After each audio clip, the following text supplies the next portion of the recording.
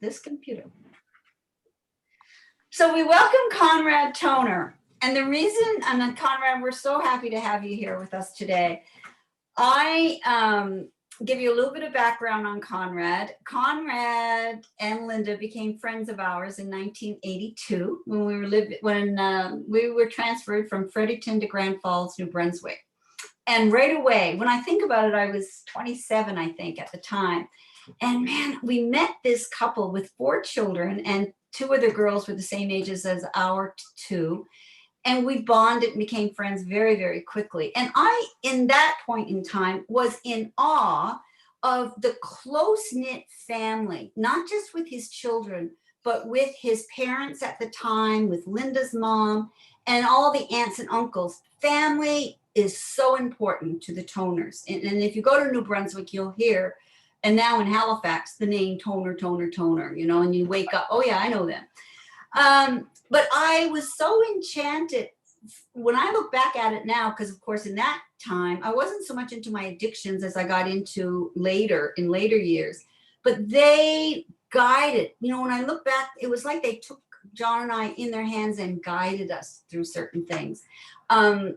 So we stayed friends all these years. Conrad at that time was a potato farmer, but what I loved about us was, especially Linda, his wife, and I, and then of course Conrad, we got deep into spirituality. John got deep into doing his UN missions, which I always said was a soul connection for him to get out in the world and do his great work. But Conrad, Linda, and I, at the same time, were starting to study people like the Carolyn Misses, the Deepak Chopras, etc. So Conrad, I'll stop there, and then I'll get you to tell us a little bit about you, your family, how you fed the people. When we first met you, you were going to Guatemala somewhere with your potatoes. And I remember you'd go into Conrad and Linda's house and there'd always be a crowd because they were feeding everybody. So if we could start from there, and then how you went from a potato farmer to a spiritual farmer of the soul, because that's basically what you're doing. You're kind of just, you're nurturing and you're harvesting, helping harvest people with the soul on a daily basis. So welcome. Well, thank you, Lily. And it's a pleasure for me to be here. And I can say that, meeting John and Lillian was a great experience for us because, like she said, we became great friends and we learned a lot from one another. And I have a wonderful wife, Linda, who just loves Lily and John. And so we get along just great. And I was farming at the time, and I loved my work, and I had been brought up on a farm. And like Lily said, it's when you love your work, you just seem to progress with it all the time. So I love farming. And after a while, after farming for 30 years, I went into the potato storage after harvest, and I said to myself, I don't want to do this anymore. And it came from being on a tractor for many hours at a time and thinking sometimes that maybe I could be doing something better with my life than just sitting on a tractor and taking care of all these potatoes and this and that and the other thing. So I wanted to move on with my life, and that was the start of it. So after I quit farming, I'm going to tell this little story because I think it's so, it struck me so hard. After I quit farming, I was, I think, 56 years old, and I still had a lot of life ahead of me. And I thought, well, I'm going to repair things at the house and do this, that, and the other thing. Well, something that lasted for about 3 months. And being retired was terrible for me because I didn't have anything to do, really. I just didn't know what to do with myself. And so one day I was out running, and I was not too far from home, and all of our kids had graduated from university. And about a half a kilometer from the house, somebody said to me, and I still don't know who it was, go back to university. And I was alone. I looked around, I actually stopped in my tracks and looked around, and there was nobody there. And so I said, holy God, go back to university. So I went home and I told Linda right away. I said, Linda, I said, I got to go back to university. And she said, what do you mean? She said, we just got our 4 kids through university. And I said, well, I got this message to go back to university. So we talked about it for about a week. And then, yeah, I decided to go back to university. So it was a great move for me. And I think it was good for Linda to get me out of her hair, and because she had a lot of things that she wanted to do. And so she kept studying. Oh, she's into so many things, I can't name them all, but she's a massage therapist now and does a lot of energy work with an awful lot of people. So I don't want to talk too much about me. I'd like to know about you people. And if you have any questions, maybe I can answer them, or we can discuss them, or whatever. So go ahead. So Connie, of all the people and the teachers, because now you yourself are a teacher, but who was the teacher that really inspired you to help others? I know that you've always been committed to helping others in your own way. You know, when I think about the people that you used to bring into your home for other countries and board them and help them, etc. So it's always been in your, what we would call the archetype of the prince. You're always out there doing something for others. Way before you started university and went into what I would call, and I hope I'm not misquoting it, but sort of more on a spiritual path. You've always been a deeply religious individual that we grew up with you. But the whole thing about this, you know, it wasn't about religion anymore for you. It became more of a spirituality and helping others to get to another level in their spiritual selves. How did that happen? Well, there was a number of things that happened when I was farming that were very powerful for me, because I met, like Lillian said, an awful lot of people. I was with the National Farmers Union. I traveled all over Canada, met a lot of people, met a professor from the University of New Brunswick who had a big influence on my life. He had some visitors from Nicaragua. Nicaragua is a small country in Central America, and they were in war with the U.S., with the government at the time of U.S. anyway. There was a civil war there. And that was in 1979.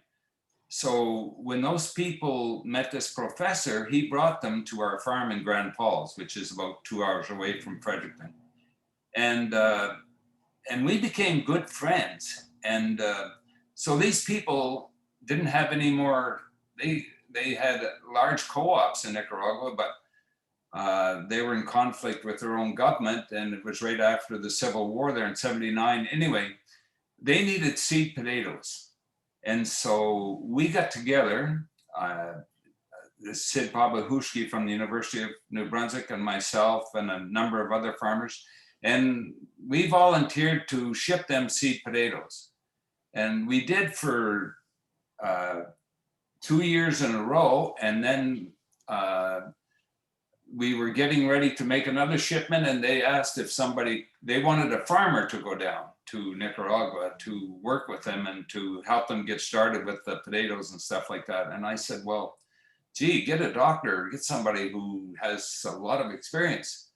And they said, no, we want a farmer, because they were very grounded, those people.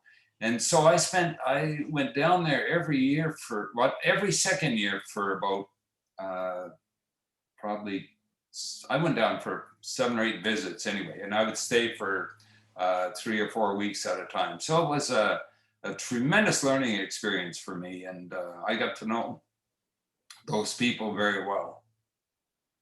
So I still get emotional when I talk about it. I bet. Yeah. Are you still in touch with some of them over the years? No, after the government changed there, a lot of the people who were working with us had been killed, and a lot of the people had to leave the country. So it was quite a serious thing. Yeah. I bet. So when you heard the voice, go back to university, what did you decide to study? What did you choose to study at that time? Well, I wasn't sure what I wanted to study. I had started university in the 60s, so I thought at St. Thomas, so I thought I would go back to St. Thomas and just, maybe start from where I left off. But my early experience with university in the 60s wasn't very good. And I was asked to leave in my second year. And so when I applied to go back there, the dean said, well, we'll have to meet with the board to see if they'll accept you. And I thought, God, 30 years later, and you're not willing to accept me right off like that. So in the meantime, they kept dragging it out. And in the meantime, I heard about this course at UNB called Leadership Philosophy. And so I went there and studied leadership philosophy for 3.5 years. Wow. So that's what you studied. Yeah. I can't remember. I remember you going back to university and being in awe of you at the time, but I couldn't remember what you were studying.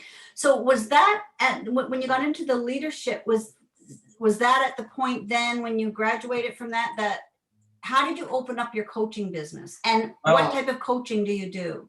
I was working, the students that I was with in the leadership program they picked 25 students to take that course at UNB.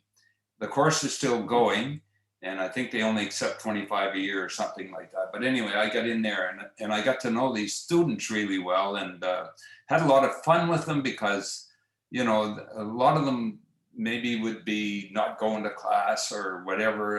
And so a lot of the time I'd get in a big discussion with them about, you didn't go to class this morning. How come you didn't come to class? And they say, well, I didn't feel like it. I would say, well, when your old man comes to Fredericton to see you, just let me have a talk with him, because I'm sure you're not paying your way. He must be paying for you. So that class you missed this morning probably cost him about, I don't know, $700 or $800, because there's only so many classes that you're going to take between now and Christmas. Anyway, I got to love these students, and we had a lot of fun. They taught me a lot, and most of them were just going to university because everybody else was going, and that was the way to go.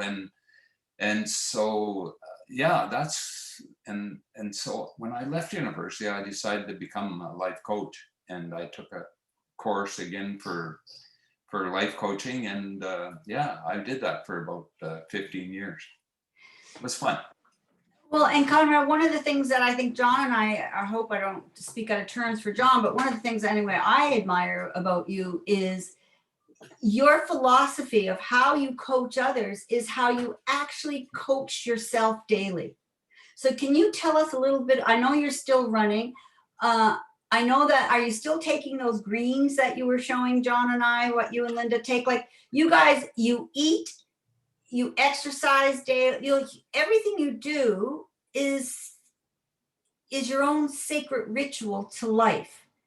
And then I feel, anyway, I could be wrong, but then you take what you're learning and you bring it into your students. So can you give us a day? What is a day of, how does Conrad Toner start his day? What are his tools for intuitive living?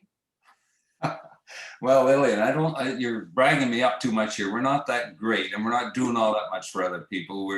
We live our lives pretty common, and we have a lot of fun together. Linda's a wonderful person, as you know, and so I have to give most of the credit to her for the way she brought up the kids and all of that kind of stuff. But basically, my day, I always start with the first thing I do when I get up in the morning is I read myself a little ritual. It kind of goes like, my blood and G is flowing smoothly. I'm full of peace and joy. I'm free of pain and illness, and I'm blessed with good fortune. All this stuff, and I'm a genius, and I apply what I learned and all this kind of stuff. I just kind of make it up, and I have my own little thing. It takes me 2 or 3 minutes to read it, and I do that every morning because I think it's something that we have to remind ourselves that we are geniuses. We are all geniuses, and we're all right where we're supposed to be at any given time. And we have to, I think one of the things that we don't do enough of is ask for what we want. Our angels are there, and I don't want to sound like a preacher or anything like that, but our angels are there, and we can ask. Like, I still have this book. keep it in my office, and I pulled it out this morning because Ask and It Is Given by Abraham Hicks. If you haven't read that book, it's a fantastic book to read. I've read so many self-help books, and I think they're all great, but that's how my day starts. And then Linda and I do a stretching exercise for about 15 minutes after I do that, and the rest of my day is all about. Right now, I'm doing some writing and things like that. So yeah. So you're still running, Conrad? Yeah, I still run. I run 3 or 4 times a week. I don't run all that far, but for about a half an hour. So I think that, I think that one of the great things to do is, give yourself a half an hour or an hour to every day to do things physically that will help you to grow. And when you work out, when you do things like that, you feel real good about yourself. There's no question about it. If I don't do my exercise for a couple of days, I can get really tormented by it. I have to get out there. And I'm sure most of you people would find that if you're all doing exercise, that if you don't get out and do it, you're gonna feel bad inside. But when I do it, if I'm in a bad mood, Linda will say, "Why don't you go for a run? Get out of my way or do something." So that's a great thing for me. I always do it, and I come back and I'm just lifted spiritually from that. And what about, I know both you and Linda stay in great physical health, physical shape. And so of course, starting off in the morning with your daily ritual of your readings, and then that you're going to be doing something active. But what do you intake physically with the food that you're eating? Like, what's your main go-to? Well, we have a great garden. Linda does most of the work in the garden, and fresh food is is really good for us all the time, and we like to stay away from the chemicals as much as possible. One of the reasons, in fact, that I decided to get out of farming at the time was we had to use more and more chemicals on the potatoes every year, and it came to a point where when I started farming, I was working out on the farm and I loved it. But after a while, it got to be, I was sitting in an office all the time and I wasn't around the people that I wanted to be around. And that's what I love doing. I love being around the workers and encouraging them. And if I come in on Monday morning and they're in a bad mood and I'm in a good mood, I can spruce them up and get them going and kind of stay away from all the negative stuff that's going on, because it's great. Like, if don't listen to I never listen to the news. I'm telling you, I just completely do not listen to the news. I hear the important things, I suppose, that are going on. And I used to get mad at people that didn't listen to the news, because I thought, man, you should be listening to the news. But when I went to Nicaragua, I found out that the news that we were hearing in Canada and the United States had nothing to do with what was going on in that country. And so that changed me from listening to the news. And I can't tell you what's happening in the news for the last week. And people are stunned by that sometimes, but it's a great relief for you to get away from it. And if you don't believe me, try it for 21 days and it'll amaze you how much how it'll improve your life and the people around you. That's a great tool, Conrad, and thank you for that, because I know a small example the other day was, I thought, oh wow, the news was Bali was open. So, it's like, yeah, great, maybe I can get to Bali in the fall. But then Janet Mullally from Goddess on the Go texted me right away, said, Lily, honey, it's starting all over again here. Don't listen to the news. So I think all of us can learn from that. Certainly John and I can, because I'm one of the ones like you, like years ago, like what you were like I keep saying, well, how can I help heal the world? I don't know what's going on. But as I'm listening to you, I'm recognizing I will get what I need when I need it. I don't need to be glued and be on top of it, So thank you for that. I want to say, Lily, because we're not here to change the world. We're here to change ourselves. Yeah. And when people tell me that, that they want to change the world, I say, look, the world is in balance. There's really nothing to change. And Abraham Hicks refers to that often, that, and that, you remember that thing, I probably, or you might have heard it somewhere, but the man who was going to change the world, and he wrote on his tombstone, he said, I wanted to change the world. I found out I couldn't change the world. So I tried to change my country, and I couldn't change my country. Then I tried to change my hometown. I couldn't do that. And then I went and I tried to change my family. I thought, surely I can change my family. And none of them changed. But he said, when I changed myself, the whole world changed. And that's the way I like to live. If I'm living a powerful life on my own, I'm helping people around me change what's going on around me. Brilliant. And Lil, you do that all the time with your writing and everything. I mean, you do great work. It's fantastic. But I slip a lot because and I'll tell you something I heard the other day, which is, I personally, as simple as it was, I think was very profound. And it came from somebody that belongs to our Breakfast with Soul group, Louise Beckinsale. And Louise said, because she studies shaman, etc., and she says, because from my studies with quote unquote Carolyn Mace, I know that I have to know myself. And I know that I have, because Carolyn will say, it's not what you deserve. It is how do you best serve humanity. But as Louise continually mentioned the other day, it's a 49-51 split. So we were doing something what we call last month in the 11th house in our astrology charts.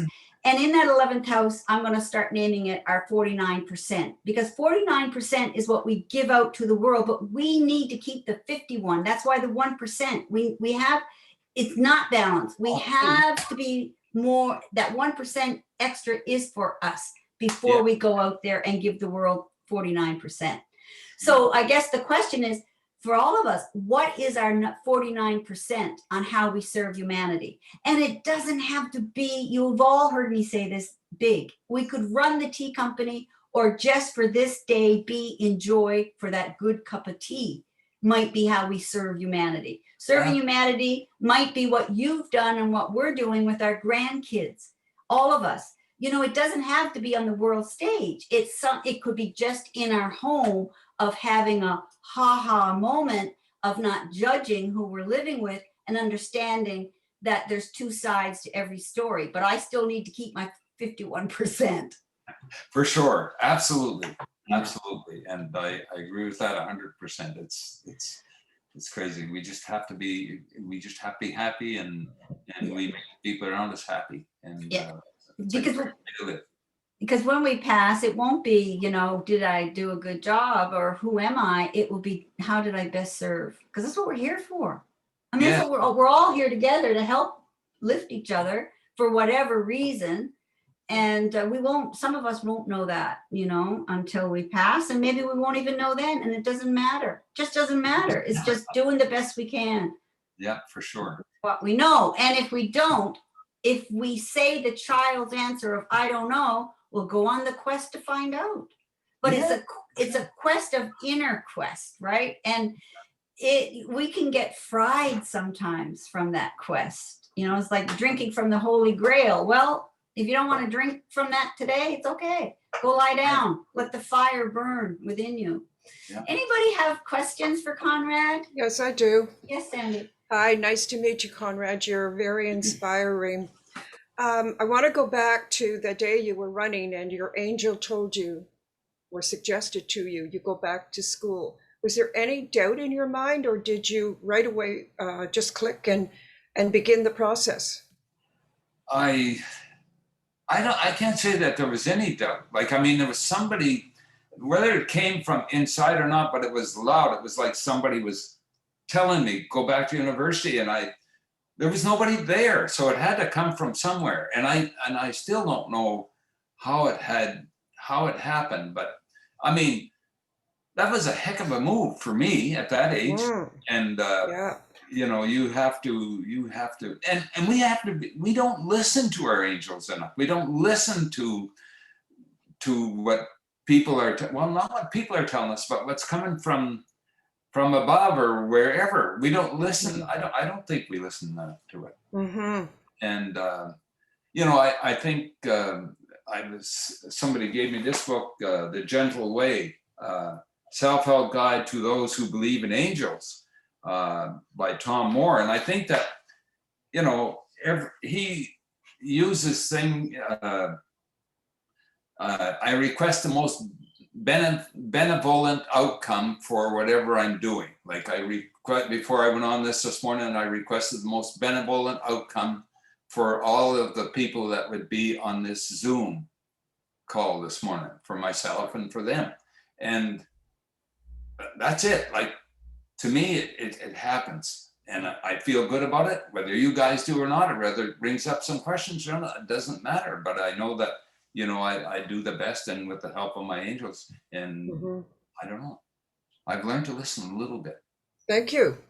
Thank you. Yeah. You know what I love about that, Conrad, is just, again, either you're listening to the news or you're listening to your angels. And I love what you said about going down to Nicaragua. And, you know, you're like, you need to get a doctor, you need to get somebody else, but you're called to serve, and you go, and then you learn, you know, because sometimes people think when they're the teacher, there's this huge amount of responsibility. And, you know, there's this kind of external image that you have to have the credentials, but it isn't. When you serve and when you give, yes, for sure. you need so much more. And I could sense that, like, it's very humbling when you're put in the position of a teacher, and we put so much on that, but then we learn that we're the student. We learn so much more through teaching. So, well, you know, I went there. You must teach it. That's really how you learn anything. But yeah, teaching, for most people, I'm not a teacher, you need somebody else. And then you really, it's a whole different experience when you have that opportunity. And it is humbling. It is, for sure. And, you know, like, I wanted to say about that, like, I didn't go there with the attitude that I'm going to show these people how to do things and this and that and the other thing, because they already knew. They knew more about potatoes than I ever could have learned. And I went there and I learned from them from the day I got there till the day I come back. And they came back to Canada a few times and stayed with us, some of those people. And it's amazing. Like, what a tremendous learning experience. You know, it was fantastic. That's what makes you a great teacher, though, right? And that could be any one of us. Yes, for sure. Having the courage to step into it. And yeah, it makes you want to do better. When you're responsible for others, they lift you up, actually, to do better. We never know how much power we have. No. And we all have so much of it. We just have to be brave enough to go out there and use it. That's And huge. you were very brave to go back to university as an adult. Oh, great. Yeah, I mean, so many people, when they get to their 50s and 60s, just feel that they're too old to do anything. And maybe they just use it as an excuse. No, we can't allow that to happen. And I won't allow it to happen to me, for sure. Like, you know, I think that we're all valuable at any times in our lives, and we can all learn from one another and you know, do the best that we can to make things happen the way we want them to. Yeah. The book you quoted before, Ask and It Is Given, who is the author? Abraham Hicks. Thank you. And Sylvie, honey, can you unmute? Because I know you have a question for Conrad. You want me to what? No, I'm just asking Sylvie to unmute. She said she has a question. Okay. She's not feeling too well, so I'm going to ask. Hold on.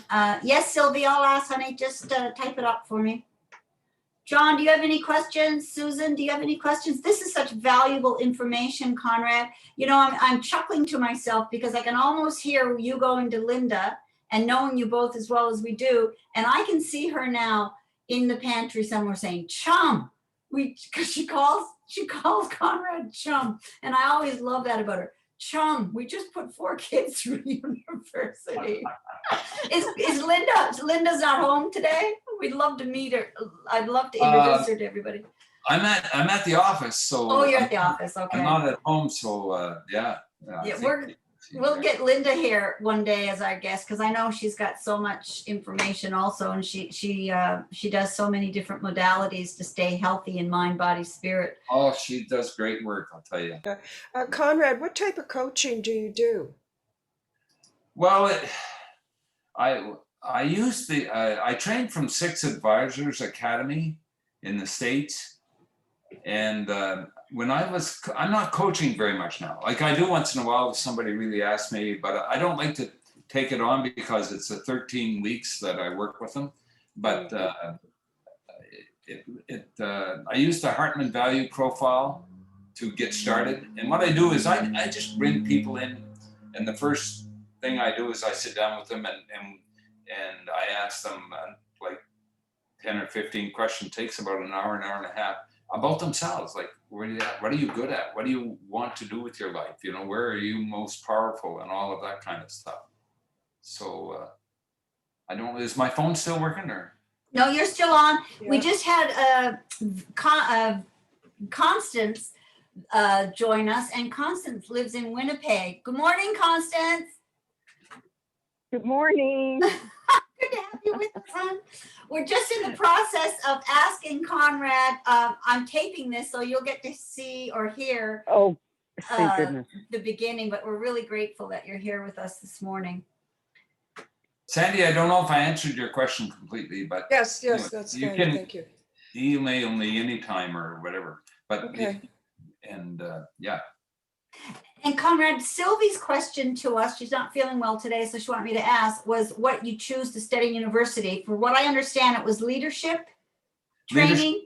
Leadership philosophy, yeah. Leadership philosophy. So at what point after, if you don't mind me asking, after you finished university, did you get deeper into this helping the spirit of others, the soul of others, teaching them about, like in your coaching, you're really, I find it incredibly endearing when I hear a man, and that for me, that's the strongest of men, when they can talk about the angelic realm without missing a beat. That, yes, I talk to my angels. Yes, I pray to my angels. So at what point in your studies did you take that and then bring it forward and help others understand how the universe works through that? Well, you know, Renaissance College, for me and for anybody who's not sure about what they want to do, it's a great place for a student or an adult to go, because when you take that course, you have to spend 3 months in another country to learn how to learn the culture of that country and to live in their culture. And I went to Bhutan, and I spent about 2.5 months there because I had to come back early because my son was getting married. But that was a tremendous learning experience for me, because they do a lot of meditation and all of that kind of stuff. And you know, just to be by yourself, like it was a lonely place for me to be. There was 3 other students there, but I didn't see them a lot. And I had an awful lot of time to myself. So I had to make use of that time. And I tried to do it by learning some parts of their culture and learning it. I didn't know very much about meditation. I still don't know enough about it, but Linda and I both do some meditation now, quite a lot actually. That's interesting. So you both do it together. Yeah. And like John, I mean, John's traveled to a lot of countries, and I'm sure that he experienced a lot of the same things that I experienced. And so that's kind of, you know, it's a great thing to do. It might be a little harder to do for us to do in the next few years, but you know. Conrad, do you find that sometimes, I know, and again, I don't want to speak for John, I hope he does speak up at some point, but do you find that you're running? Like when I don't see, and maybe John does, even though we're together, I don't see him sitting and meditating as what we consider meditating to be. But I know that he's so devoted to the physical aspects of his life, the athlete. So I'm sure when he's running and when you're running, don't you find that a form of meditation in itself? Absolutely. I was just going to say that, Lil, because even when I was farming, I ran. Like I would take 3/4 of an hour in the afternoon when the crew was doing something I didn't have to be there. I'd go for a run. And if we had a challenge of some kind, like we didn't know how to set up to grade the potatoes the next morning or something like that, when I'd come back from my run, I would know just what I was going to do with it. So it is a form of meditation. It's a form of release, and you're out there by yourself. You have all this time to think. So it's wonderful. Yeah, and I think we need to kind of look at meditation, that we don't need to sit there and om all day, and we don't need to be in a temple or in a church. And that's why I wrote 365 Ways to Power Up Your Life. I actually wish I had to give it another name. But at the end of every prayer, it's just for today. And what that is, what that book is basically is, I could be meditating when I'm doing the dishes. I could be meditating when I'm putting on a good pair of jeans I feel in. Like, meditation is not, for me anyway, not just sitting there in holy prayer. It's emptying the mind of letting whatever is coming in and be with that in the moment. Yeah. And when we're in the moment and we're feeling good about ourselves, yeah, we're in meditation. Exactly. Yeah, great lesson for all of us. Well, Yes. no, I don't want to take up too much of your time there because. Oh no, honey, John's got a question. I got to ask him to unmute. I may have to go out there. John, honey, there's a little thing there where it says next to Lily White. Just press that and you'll be able to unmute. I'm just grateful John's with us this morning. Oh, John's going to thump me up there. Watch now. He's going to pump you up, yeah. No, hon. I can't see. I have to ask him to unmute. So let me see if that works. Okay, he's got it.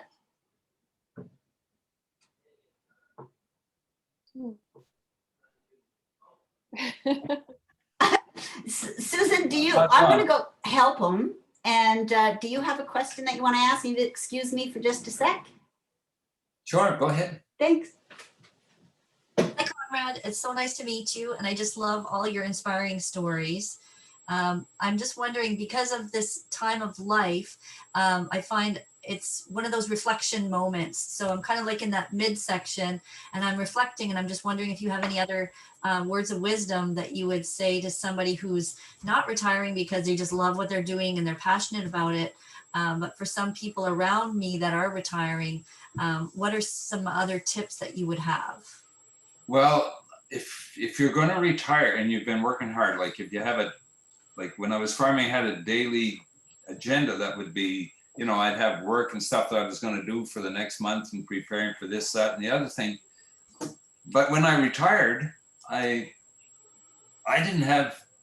opened my book and I didn't have anything written down. So I would have taken on anything. And, I love to read and this and that, but it wasn't the same. It was like, I had to have something I could put my hands on, And I think when I retired from farming, my son and my brother actually took over the farm. So it was I didn't want to be there telling them what to do once they took it over. Like, if you're going to quit your job, you got to quit your job and move on to something else. And going back to university was a great place for me to go because I was 2 hours away and I wasn't interfering with what they're doing. And, you think sometimes when you retire, I think people think, well, they're never going to be able to get along without me, but they always do. They do it in a different way, and they probably do it better, So there's always somebody out there that can replace us.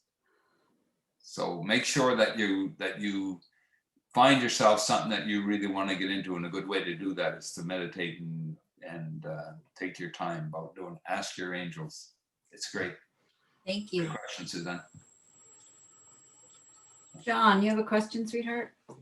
Am I live now? Yeah, you're live. Conrad, I'd just like to make a comment on your observations about the leadership aspect. And I think you're right on regarding that. And the problem in the, let's say, North America, Europe, and some of the more advanced countries, they have the wrong concept about leadership. Leadership is hierarchical. The leader's at the top and everything flows down.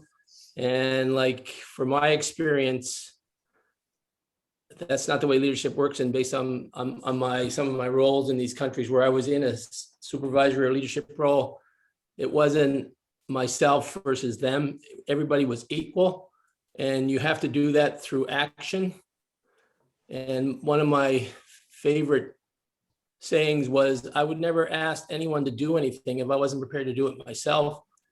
And in many instances, I was out on the ground doing stuff with the others and treated them equally.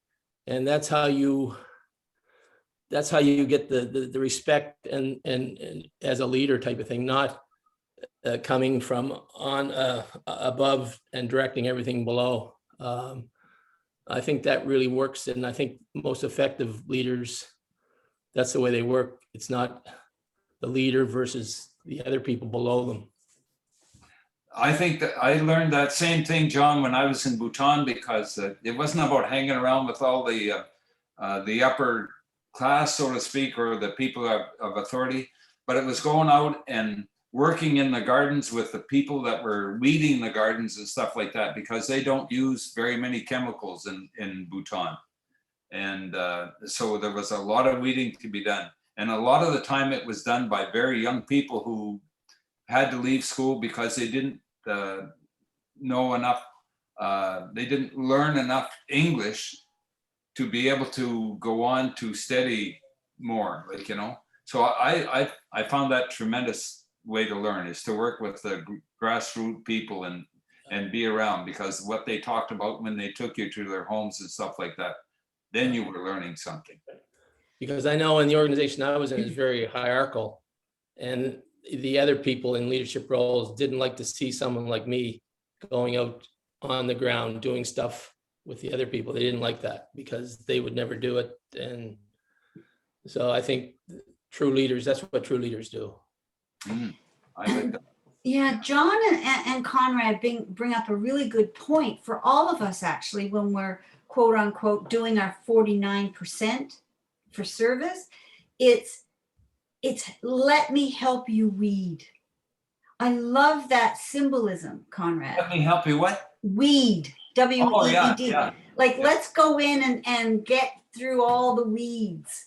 Yeah. It's a very, very, very good symbol, actually, for Well, us to people open use. up to you in situations like that, because they when you're working with them day after day, they want to open up. They want to find out about you, and you know, like they would invite us. They would invite me into their home sometime for a meal or whatever. And God, wasn't always that great to eat, but it was always always a challenge. I always learned from them, you know. Yeah. So our 49% that we give to humanity is about weeding. And I don't mean the smoke stuff either. Oh, anyone have any other questions that we want to ask? Yes, I have one. Yes, Sylvie. What do you say to someone to say that doesn't believe, sorry about my accent, about in God of the creator, and believe only in good and bad person, doesn't believe that an angel, doesn't believe in that kind of stuff. And you listen to them and you get puzzled by that, because you believe so much into it, and you just say to the person, okay, but don't try to change me for what I believe, you know. Well, I don't think that it's hard to. I always found it so difficult, and I didn't coach many of them, but every once in a while I would get I would be asked to coach somebody that had absolutely no faith, like, you know, they didn't believe in a God or anything. And I found it so hard, like, where do you go? Like, I mean, if you don't believe in an afterlife, if you don't believe, you know, in your soul, because we never really die, our soul always lives on. So we never die. But if a person doesn't believe in the soul, then they think that there's nothing after. Well, there's nothing here to live for. Like, I don't know. I found it was always very empty to talk to people like that didn't have any faith, or, you know, didn't believe in a God or whatever. Like, I don't care whether you believe in a God or a universe or whatever it is, but you have to believe something, like your soul is there, and it's never going to die. It's going to be, I believe in afterlife. I believe that we're going to come back another time, or millions of times. I don't know, but our soul is always going to be there in my books. And I hope I'm right, but maybe I'm not. I don't know. But if I coach people that didn't have any faith, I just couldn't do it with them. I couldn't. I found it really, really difficult. You know, it's interesting. It brings up a great question, Sylvie, and thank you for that question. And if I can just add to that, Conrad, one of the things that I learned in my AA program that I'm so grateful for, and I had learned this when I first came in 91, was if you don't believe in God, G-O-D, because that's part of the second step, right? Is in order for us to, first of all, we have to admit we have a problem, whether it's shopping, sex, whatever it is. And then is believe in something bigger than ourselves. And the AA program helped me understand God can be good, orderly direction.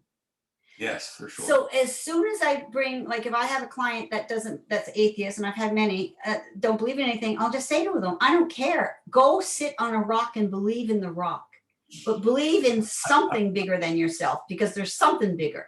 And it's normally something that's directing us that we don't know. So yeah, but it's tricky when we're with somebody that doesn't believe in it, because they can shut down, so it's really important that we believe in something. It's like I say to people that when I'm teaching the planets, well, I don't believe in astrology. Oh, so you don't believe in the sun? You don't believe in what the moon does to you? There's something else going on that's bigger, Yeah, I always admired Wayne Dyer. I read a lot of his stuff and had an opportunity to meet him one time. But Wayne Dyer said that, how do you put it? When you're meditating, God is, I forget how he put it. I can't think of it right now, but in meditation, it's God talking to you. Yeah.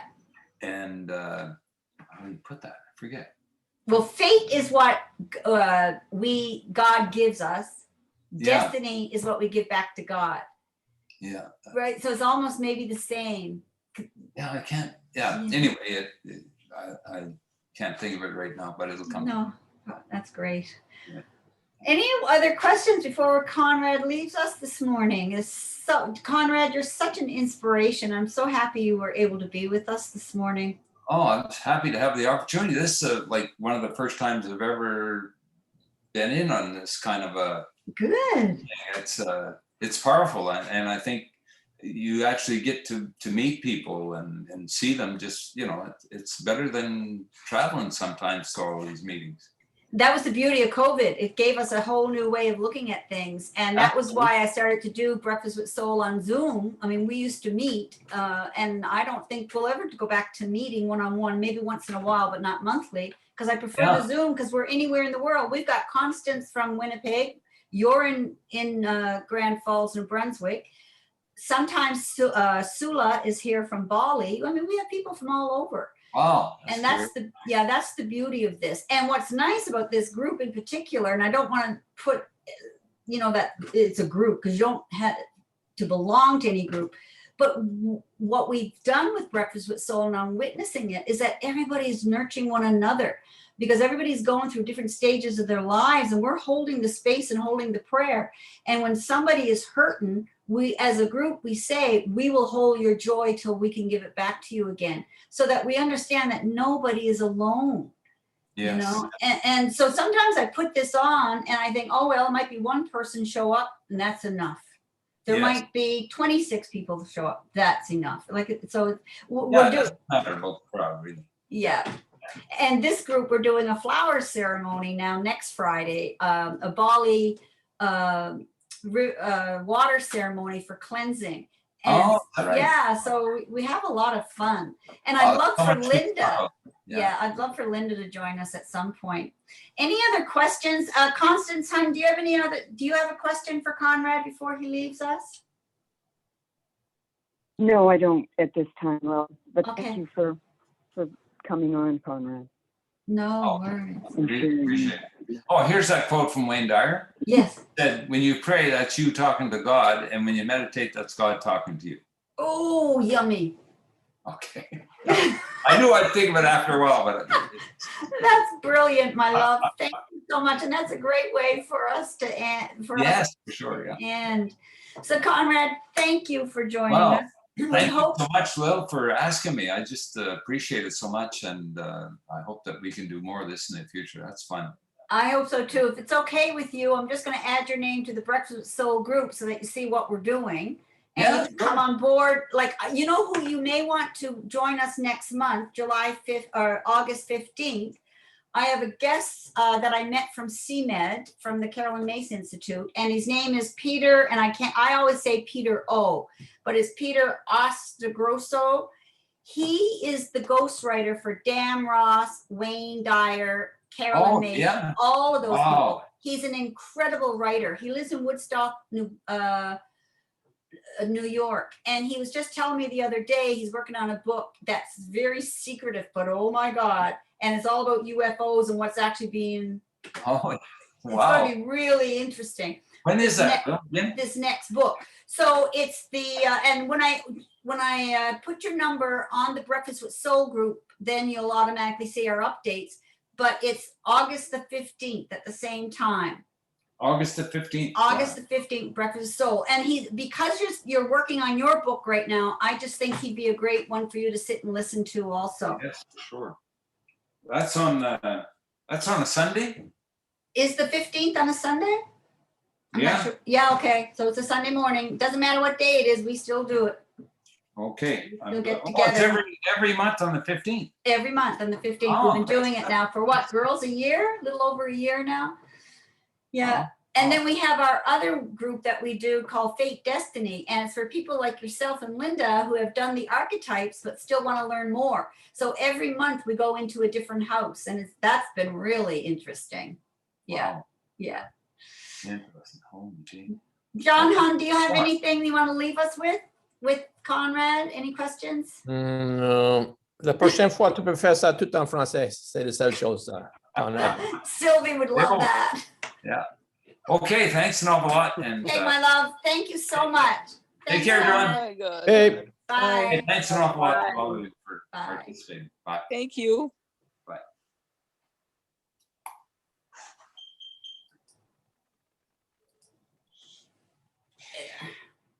Thank you, Lily. Oh, you're welcome. Looks like John left us too. Well, Thanks that very was much, Bill, for inspiring. that. Yeah.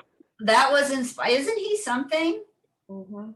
I thought he'd be a good guest. Like, can you imagine listening to that voice when you're in he's 76 now, so he would have been probably in his 60s. Oh my gosh, he looks phenomenal. Doesn't he?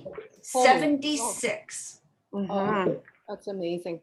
Yeah. I loved what it, just talking about, like what you said about a man, being able to express that. Yeah, he talks to his angels and he's reading these books. And, I think it's so important because when we get stuck on the physical realm, so many people are stuck looking at the physical world, which is so heavy and dense. And it's impossible. People are just carrying the weight of the world on their shoulders, but we don't realize that, there is a spiritual realm that is just waiting to help you. But it's difficult for people to open up to that because it really involves dissolving your own identity. Like people are trying to find their identity in, the letters behind their names or their profession.